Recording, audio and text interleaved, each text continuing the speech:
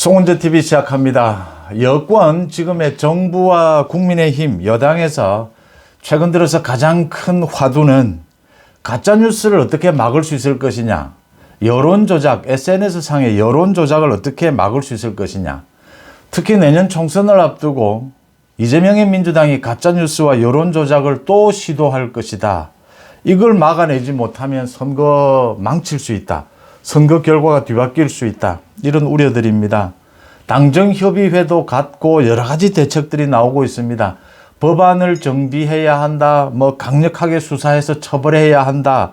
또 맞대응을 해야 한다. 과거의 선거를 보면 마타도를 하면 맞대응을 하고 이랬습니다. 지금은 인터넷이 발달해서 이젠 가짜뉴스, 여론조작, 댓글조작 이런 식으로 나타나고 있는 겁니다. 가짜뉴스를 퍼뜨리는 사람은 그런 정치인, 그런 언론사는 계속해서 공개를 해서 국민들에게 주지시켜야 한다. 저 사람의 말은 믿지 마라. 저 언론사의 말은 믿지 마라. 이런 것들이 필요하다. 지금은 인터넷이 발달해서 공신력이라고 하죠. 공신력 있는 언론사라든지 유튜브 이게 의미가 없어졌습니다. 이제는 누가 귀에 솔깃한 뉴스를 퍼뜨리느냐. 이게 우선이 됐습니다. 이렇게 많은 대응이 나오는데 그 대응이 실효성이 있느냐. 가장 좋은 건 법안을 정비를 해서 엄벌에 처하는 겁니다. 미국처럼. 그렇게 하는 건데 지금 법안 만들 수 없습니다. 내년 총선까지 민주당이 법안 제정하지 않습니다. 10년 전부터 가짜뉴스와 여론조작에 대한 많은 법안들이 나와 있습니다. 법안 제정되지 않습니다. 여당이 찬성하면 야당이 반대하고 야당이 찬성하면 여당이 반대합니다. 이유로 내세우는 것은 언론 자유를 훼손한다. SNS에 대한 자유로운 이용권, 국민들의 접근권을 방해한다가 이유입니다. 실제 언론사들도 기존에 있는 언론사, 조선일보든 KBS든 MBC든 다 마찬가지입니다. 가짜뉴스 규제 법안, 엄벌하는 법안을 만들겠다라고 하면 다 싫어합니다. 다 반대합니다. 이 규제하는 것 좋아하는 언론사 없습니다. 이제 이런 것들이 언제나 문제가 됩니다. 선거에서 이 가짜뉴스 여론조작, 최근에는 김종인과 윤석열 대통령이 찍은 사진까지 등장을 해서 투자를 유치하는 SNS상에 이런 가짜뉴스까지 퍼졌습니다. 지난 대선에서 이재명이 윤석열 커피 그 가짜뉴스죠. 2011년 부산저축은행 그 사건을 무마해 준 것이다. 그 대장동 일당에게 그 불법 대출한 그 수사를 무마해 줬다라고 하는 이 가짜뉴스. 윤석열 후보가 수도 없이 밝힌 겁니다. 지난 대선 때. 부산저축은행을 대검 중수부에서 수사하긴 했지만 대장동 일당은 수사 대상이 아니었다. 그래서 봐주고 말고 할 것이 없었다. 왜 수사 대상이 아니었느냐. 그 당시에 기획 단계여서 그 부동산 개발에 있어서 기획 단계는 수사할 수가 없다. 이게 부실 대출인지 아닌지 구별할 수가 없는 것이다. 설명을 했습니다. 명료한 겁니다. 그런데도 계속 가짜뉴스를 만들어 퍼뜨렸습니다. 일반 사람들이 이런 부분에 대해서 깊이 들여다볼 여유가 없다라는 걸 노린 계속 가짜뉴스입니다. 제가 유튜브를 하면서 본 유튜브 중에서 이 가짜뉴스가 제가 정교해야 된다 이런 말씀도 드리는데 사실은 가짜뉴스는 단순 무식할수록 더 파괴력이 큽니다. 제가 유튜브 하면서 보니까 가수 나훈아 죽었다. 이게 솔깃합니다. 전부 거짓말이지 않습니까? 이런 식이 되는 겁니다. 그 다음 또 이번에 아시안게임 그 축구에서 중국과의 대결에서 중국 응원하는 것이 90%를 넘었다. 이게 지금 말이 되느냐. 그래서 알아보니까 매크로가 또 등장을 했습니다. 이 김경수의 댓글 조작, 그것과 꼭 같은 방법으로 매크로라고 하는 이 자동기기, 자동 프로그램이 등장을 했다. 이 어떻게 할 것이냐. 가짜뉴스를 퍼뜨리고 그 가짜뉴스에 이제 댓글을 달고 응원을 하는 이 여론조작이 일어날 것이다. 이재명의 민주당이 의뢰해왔다. 이걸 어떻게 대응할 것이냐라는 겁니다.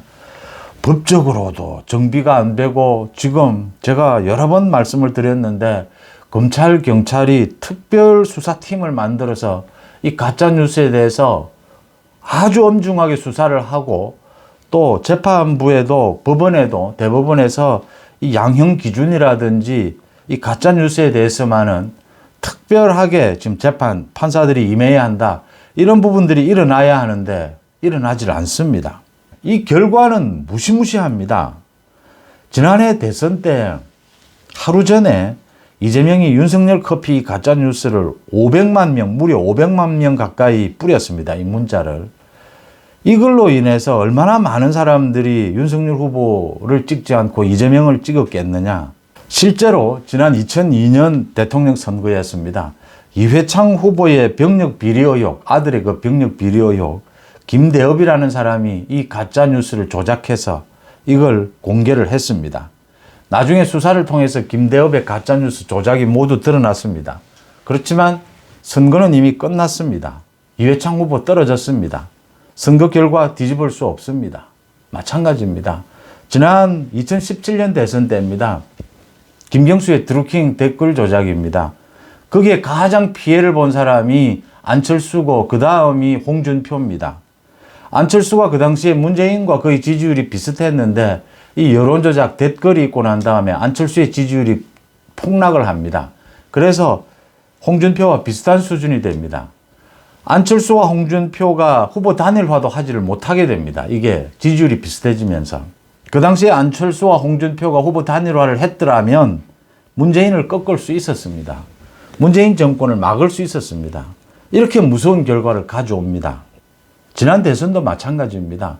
이런 가짜 뉴스 때문에 만약에 이재명이 당선이 됐더라면 이 어떻게 될 뻔했습니까?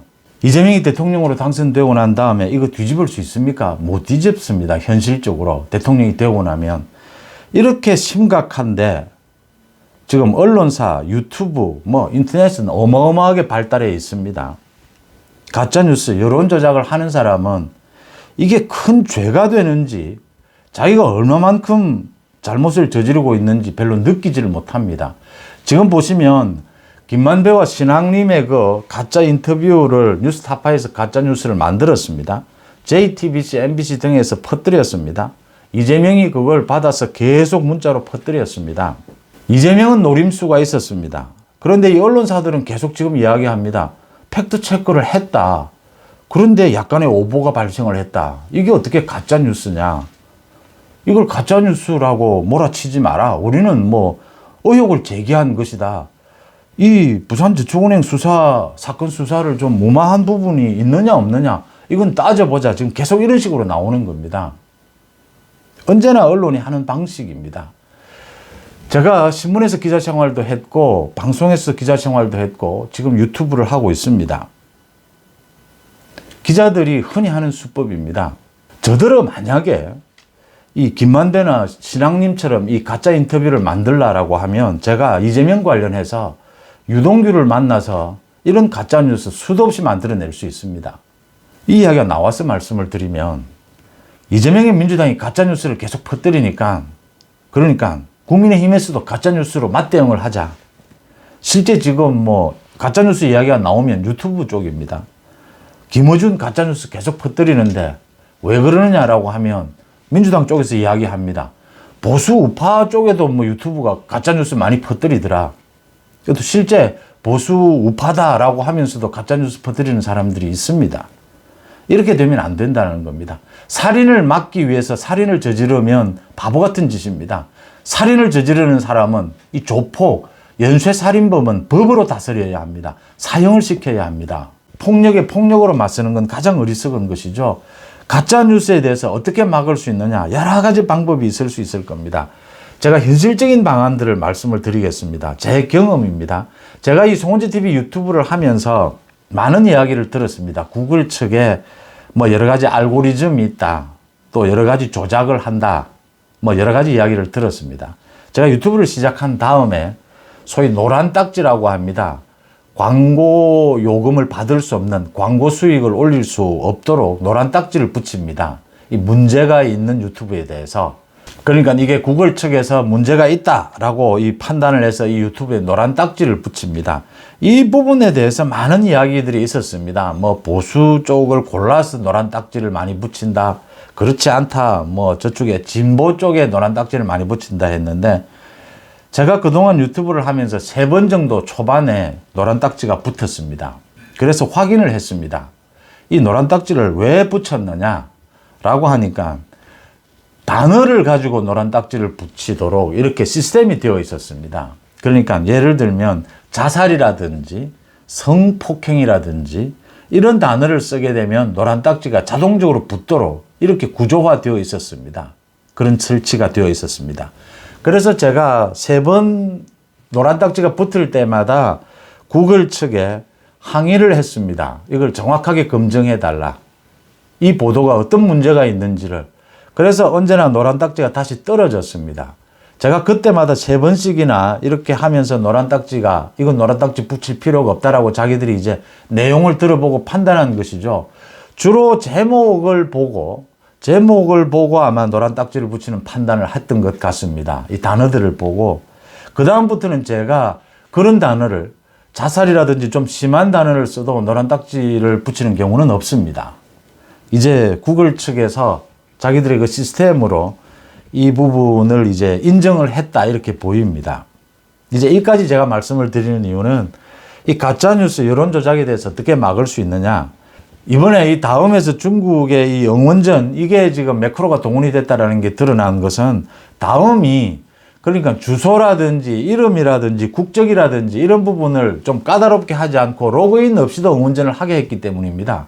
다른 곳에서 그렇게 규제를 하는 곳에서는 이런 일이 발생하지 않았습니다.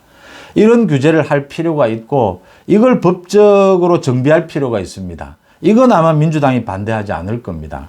여론 조작하는 부분은 계속 감시를 해가야 합니다. 이 매크로가 동원되는 부분은 사람 손으로 수작업으로 뭐 수백 명 동원하는 것 이런 부분도 얼마든지 이 흐름에 따라서 찾아낼 수가 있습니다. 가짜뉴스 법안 만들어지지 않습니다. 가짜뉴스는 어떻게 대응하느냐. 가짜뉴스에 대해서 그때그때 이게 가짜뉴스라는 걸 빨리빨리 밝혀줘야 합니다. 가짜뉴스는 말씀드렸다시피 단순 무식한 경우가 많습니다. 그래서 금방 이 뭐 상식적으로 생각해 보면 전화 한 통하면 확인이 되는 그런 가짜뉴스를 퍼뜨립니다. 김의겸, 김어준 등이 대표적입니다. 가장 효과적인 것은 엄벌에 처하는 겁니다. 지금 법안으로도 엄벌에 처할 수가 있습니다. 명예훼손인데 미국에서 이렇게 강력하게 엄벌에 처하는 이유는 가짜뉴스로 인한 폐해는 엄청나게 심각한데 이걸 궁극적으로 막을 수 있는 방법이 없다. 선거처럼 하루 전에 이렇게 가짜뉴스를 퍼뜨려 버리면 선거 결과가 뒤집어진다라고 하는 겁니다. 그래서 엄벌에 처합니다. 엄벌에 처하는 이유는 2가지입니다. 다시는 이런 유튜브라든지 SNS 활동, 언론사 활동을 하지 못하게 하는 겁니다. 또 하나는 이 사람은 이 언론인 또는 뭐 이 유튜버 또 이 정치인은 가짜뉴스를 퍼뜨리는 사람이다라고 하는 낙인을 찍어버려야 합니다. 그래서 우리 사회로부터 격리를 시켜버리겠다라는 겁니다. 이걸 지금 우리 명예훼손법으로도 할 수 있습니다. 지금 가짜뉴스를 퍼뜨리는 사람들에 대해서 잘해야 500만 원 벌금입니다. 물론 간혹 구속을 시키는 경우도 있습니다. 징역형을 때리는 경우도 있습니다. 검찰과 경찰이 특별수사기관, 특별수사팀을 만들 필요가 있습니다. 지금부터 기존에 지금 드러나 수사가 지지부진한 모든 가짜뉴스에 대해서 엄중하게 수사한다라는 방침을 세우는 겁니다. 그리고 엄중하게 기소를 하는 겁니다. 구형도 하는 겁니다.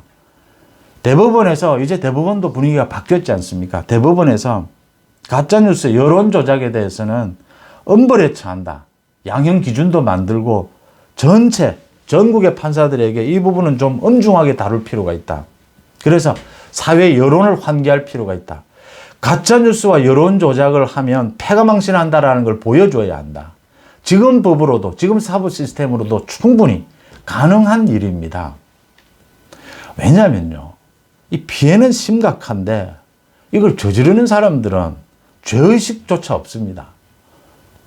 유튜브 마찬가지입니다. 가짜뉴스 퍼뜨리고 나오나 죽었다. 가짜뉴스 퍼뜨립니다. 그래서 수입이 1,000만 원이 들어옵니다. 이걸로 나중에 재판에 가면 300만 원 벌금 받습니다. 700만 원이 남지 않습니까? 이런 식입니다. 이걸 이제 가지고 이재명을 비롯해서 이런 정치권이 이용해 먹습니다. 뉴스타파라고 하는 전혀 공신력이 없는 이런 곳에 보도가 났다라고 하면서 그 보도를 475만 명에게 이 문자 가짜뉴스를 보냅니다. 보냈습니다. 지난 대선 하루 전에.